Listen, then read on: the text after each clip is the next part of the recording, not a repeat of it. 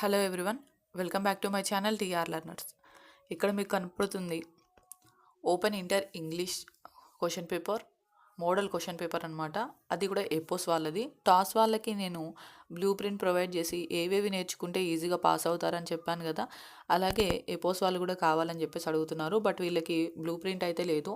That's why నేను model పేపర్ని use చేసుకుంటూ మీరు ఏ బిట్స్ అయితే నేర్చుకుంటే ఈజీగా పాస్ అవుతారనేది చెప్పాలని చూస్తున్నాను. జాగ్రత్తగా వినండి. ఇక్కడ మనకి చూసినట్లయితే ఫస్ట్ సెక్షన్ 1 చూడండి. Read the following passage and answer the questions that follow. First ఒకసారి ఇన్స్ట్రక్షన్స్ చూద్దాం. మనకి this paper has been divided into 4 sections.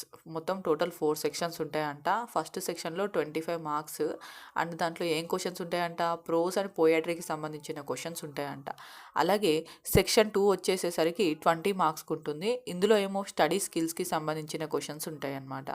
తర్వాత వచ్చేసి సెక్షన్ 3, ఇందులో మనకి